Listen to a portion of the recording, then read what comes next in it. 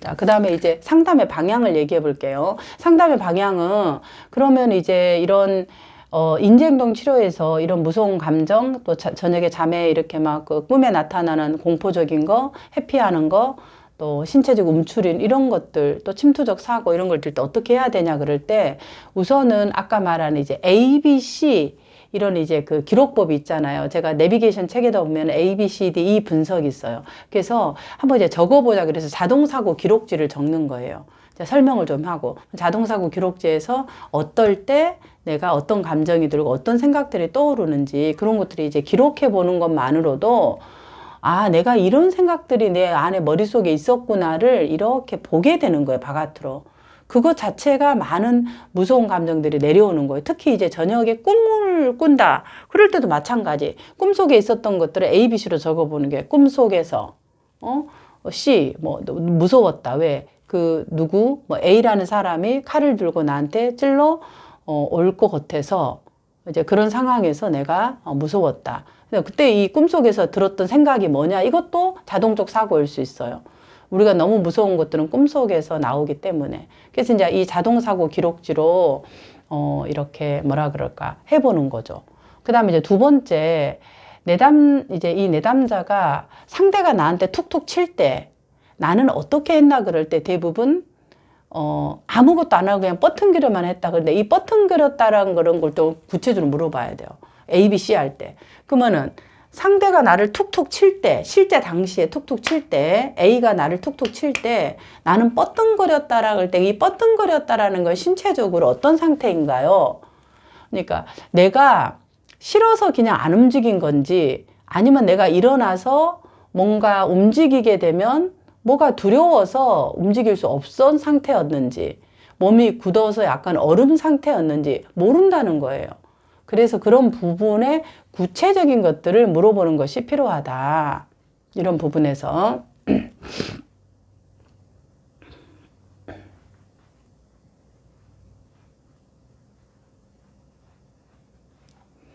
그리고 이제 A, B, C, D, E 그런 부분을 하면은 이제 내담자가 알게 되죠. 그런 부분들을.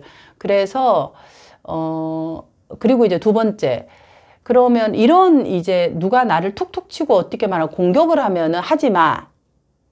발로 차지 마. 이렇게 말할 수 있는데, 그 말을 하지 않고 가만히 있었던 이유가 있을까요? 당연히 물어봐야지. 그 상황에.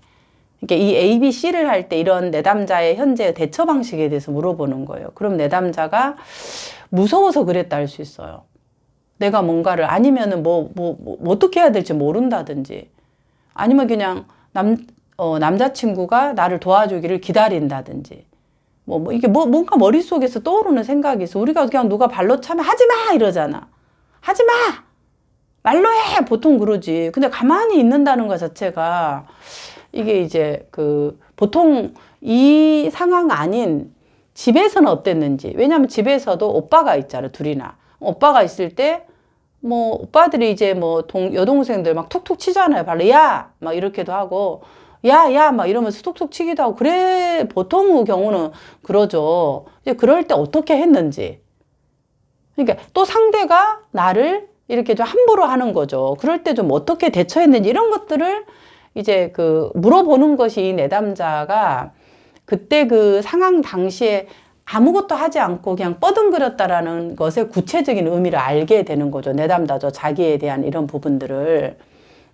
그래서 이제 가설적으로 내담자께서 내가 내 이런 상황을 얘기를 안 했다. 엄마나 아빠나 오빠나 누구한테도 누가 나를 툭툭 치거나 건드리거나 기분 나쁘게 할 때 그냥 가만히 있지 내 의견이나 내 걸 하지 않고 가만히 있었다.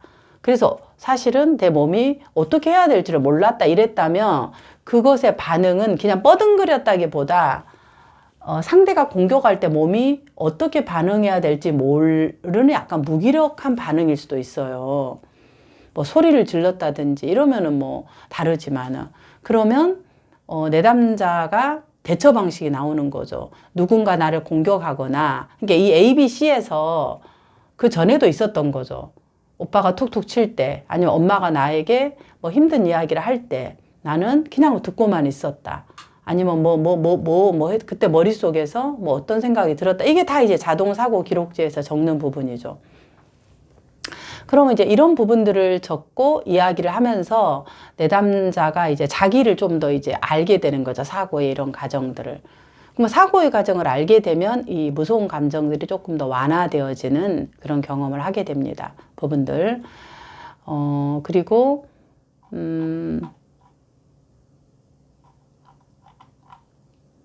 내담자가 계속 회피했던 이런 부분들이 있다고 한다 그러면, 이제, 만약에 실제로 그렇게 하게 되면 어떨 것 같았냐. 그러면 대부분 무서워서 이제 못했다 그런 얘기를 해요. 그렇게 한다면 이제 실제로 지금 이 부분을 실험을 해보는 거죠. 우리 역할 연기 같은 거. 그럼 한번 지금 이 상황에서 한번 해보자. 이제 뭐 보면은 추구록에 나와 있잖아요. 상담자가 그걸 해보잖아요. 근데 이제 그런 부분들을 좀 더 구체적으로 하셔야 돼요. 실제로 이렇게 상상을 해보자 이런 것보다 이게 상상이라는 것도 괜찮지만은 실제로 지금 내가 누가 나를 툭툭 쳤다. 실제 상황이잖아. 어떻게 하고 싶냐를 먼저 물어봐. 툭툭 쳤다. 자기가 그동안 말을 못했지만 실제로는 우리 민들레님이 어떻게 하고 싶었을까요? 물어봐. 그러면 소리를 지르고 싶었다. 아니면 하지마! 뭐 얘기를 하고 싶었다. 이게 이제 진짜로 하고 싶었던 얘기. 그러면은 그걸 한번 지금 우리가 한번 이 상담실의 시간에 한번 저와 같이 해보는 것을 한번 해볼게요. 어떠세요? 그래요. 그럼 이제 한번 쑥스럽다고 하지만 한번 해보자. 상상해서 하는 게 아니라 실제 그 상황을 지금에 있다고 우리가 가져와서 한번 해볼게요. 해서 이제 구체적으로 이거를 설정해서 해봐야 된다.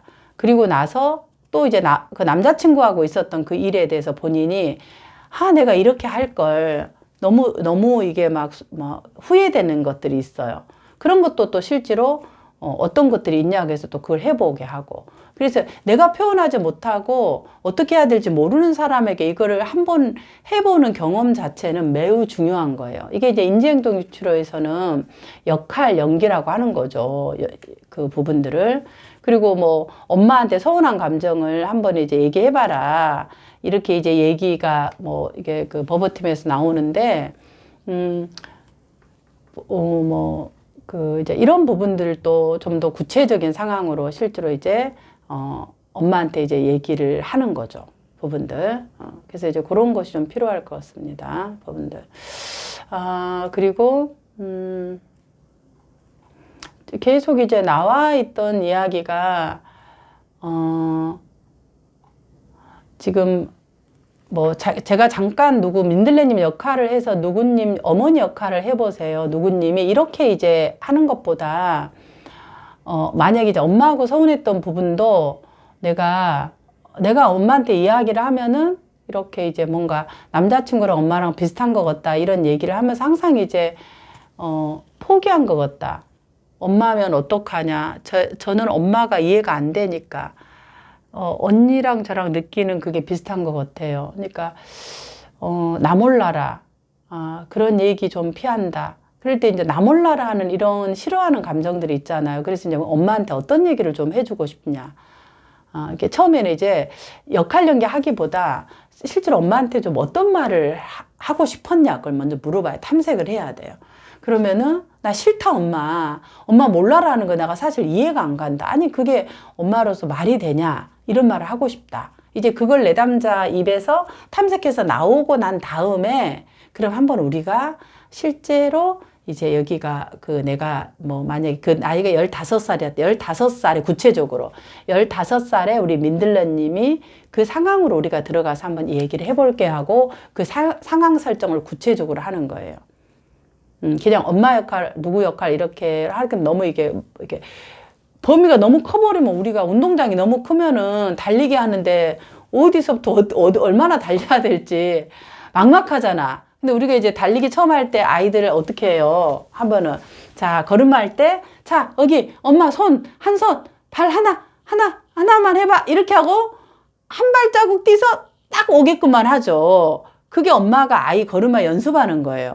그러니까 상담사가 내담자하고 갈 때도 똑같아요. 자, 이 큰 운동장에서 자, 우리 이제 돌 거다. 다 이제 돌 건데 너는 여기 돌고 나는 여기 돈다면은 아유, 이 큰 운동장을 어떻게 도나, 이렇게 해서 굉장히 모호하다는 거예요. 더구나 이 상황에 대한 부분이가 그래서 아주 구체적인 설정의 영역으로 들어가야 돼. 아이가 우리 걸음마 연습할 때 생각해야 돼. 처음 올 때 한 걸음 손 잡아주잖아. 그 오면은 손 놓고, 이제 한번 걸어봐. 아이고, 잘하네. 그리고 또 두 걸음.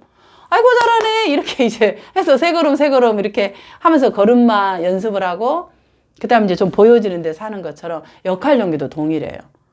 상황을 구체적으로 물어보고 이제 그걸 한번 우리가 해보자. 자, 그래서 제가 누구 역할을 좀 한번 해볼까요? 먼저 본인한테 역할을 정해라고 해봐. 15살의 민들레님, 그 상황을 본인의 역할 해볼래요? 아니면 엄마 역할 해보실래요? 그렇게 해서 이제 본인의 역할을 하게 되면 상담사가 엄마로서의 역할을 하게 되는데, 그렇게 하면 되게 이제 어려울 수 있어요. 그러니까 어떻게 시작하냐면, 내담자가 잘 이야기를 할 줄 모르는 거잖아, 지금. 그죠? 얘기할 줄 모르는데, 그럼 얘기를 하게끔 하는데 상담사가 그거를 보여주는 거예요. 상담사가. 제가 한번 시연을 보여드릴게요. 그렇게. 그러면 이제 대부분 내담자들이 해도 소용없다 이런 생각이 들어요. 왜? 엄마가 항상 나 몰라라 했기 때문에. 그래서 잘 시도를 안 하려고 그래요. 그럴 땐 어떻게 하냐면, 우리가 상황으로 하는 이 엄마는 그냥 앉아 있어서 듣기만 하는 상황이다. 엄마가 얘기할 수 있는 상황은 아니고 지금 무조건 들어야 되는 엄마는 여기 들어야 되는 엄마가 있다 하고 내가 하고 싶은 얘기만 하게끔 하는 거예요. 약간 이제 변수를 고정 변수로 두는 거죠. 둘 다 상수로 변하게 해버리면은 너무 상황이 크기 때문에 내담자들이 어려워해요. 그럴 때는 이제 상대 어머니는 오늘은 들어야 되는 역할만 합니다. 그러면 조금 좀 부담이 적고 얘기를 하시더라고. 하나씩. 그래서 이제 그 거리를 엄마하고 70cm, 50cm, 30cm, 20cm 앞에 앉아서 무릎박에 그렇게 이제 이렇게 아주 거리를 좁혀가면서 하는 거예요. 그 하나의 상황을 갖고. 그래야 내담자가 구체적인 감정도 경험하게 되고 자기가 어떤 건 줄 알 수 있게 되죠. 그래서 예를 들자면 그런 방향으로 상담에 대한 부분들을 해 나가는 것이 필요할 것 같습니다. 자, 버버팀에서는 이제 구체적으로 보면, 자, 하나하나 살펴볼게요.